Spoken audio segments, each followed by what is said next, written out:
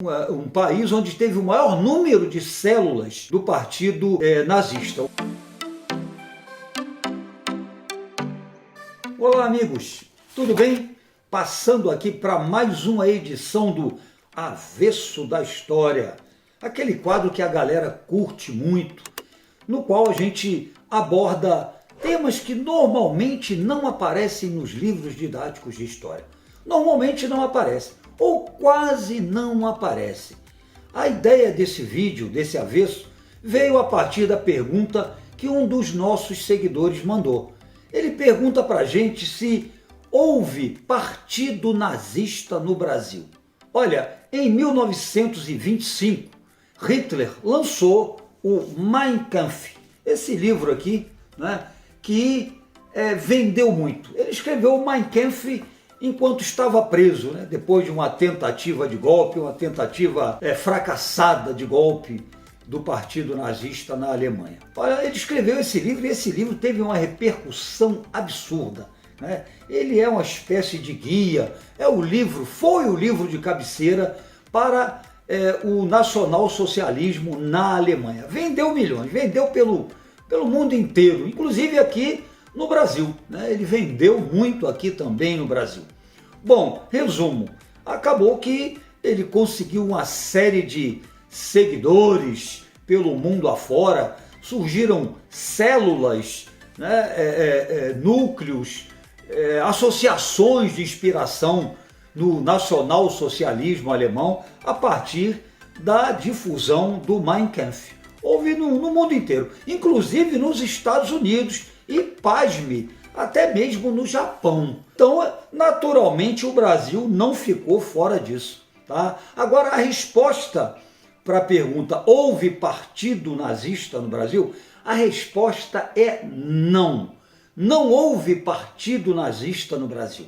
Partido mesmo, legalizado, né, como são os partidos políticos, isso nunca aconteceu. O que existiu aqui no Brasil foram células, núcleos do partido nazista. Elas foram organizadas entre os anos de 1928 e 1938, portanto, entre a Primeira e a Segunda Guerra Mundial.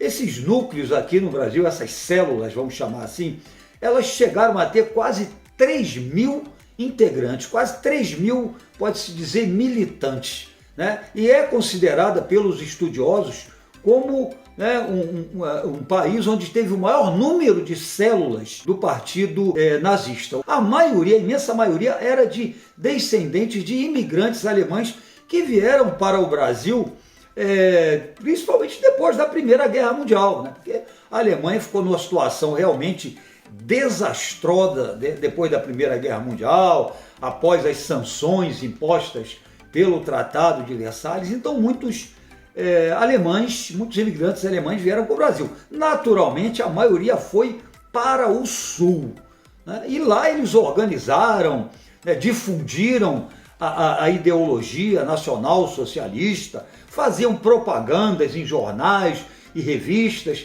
e chegaram até a criar núcleos da juventude nazista, né, aqui no Brasil. Havia até mesmo a Associação das Mulheres Nazistas. Eles organizavam comícios, né, publicavam artigos em jornais e revistas, como eu falei, e sem nenhuma censura. Não havia repressão por parte do governo. Em que estados do Brasil foram organizadas a maioria dessas células do partido nazista? Os estados onde mais haviam eram Rio de Janeiro, São Paulo, Santa Catarina, Rio Grande do Sul e Paraná. Fala-se inclusive em células na Bahia, em Salvador, acredite. O Paraná é considerada pelos estudiosos do nazismo aqui no Brasil como o estado onde essas células nazistas mais atuaram.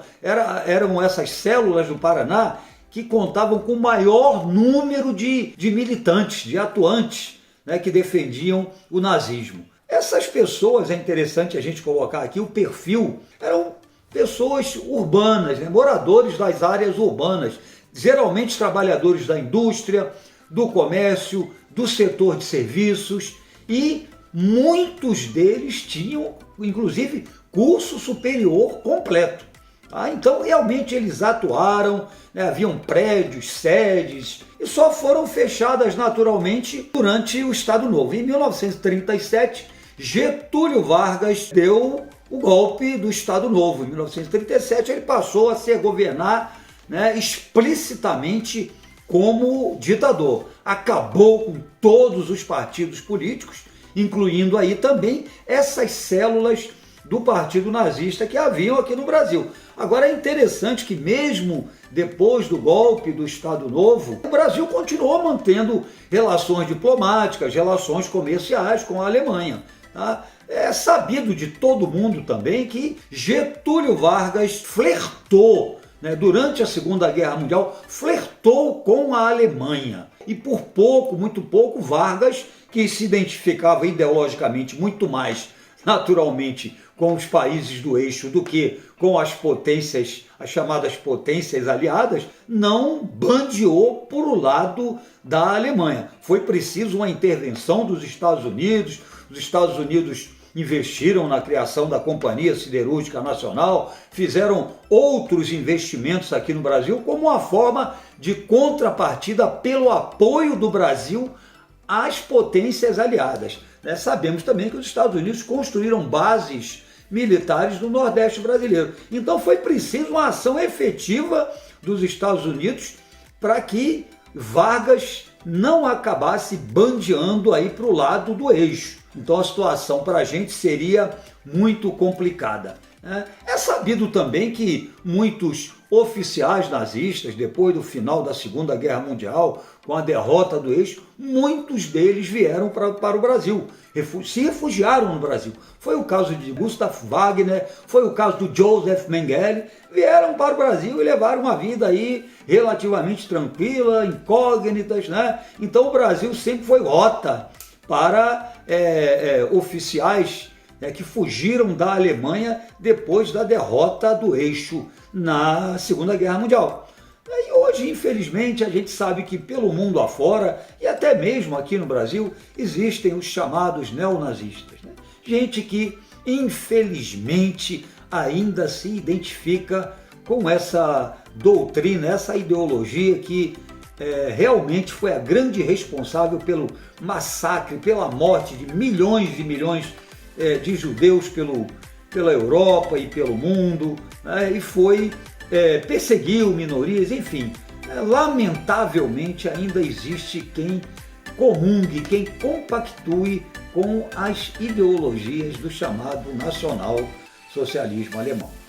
É isso aí, gente. Você curtiu o nosso vídeo? Se você curtiu esse avesso, não esqueça de deixar aí o seu comentário, a sua sugestão, ative as notificações, tá? Compartilhe, isso é muito importante para a gente, para poder dar um gás aqui e a gente continuar com esse nosso trabalho na Polis.